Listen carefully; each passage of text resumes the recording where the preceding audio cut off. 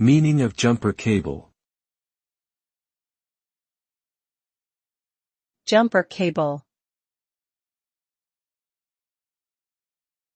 Jumper cable.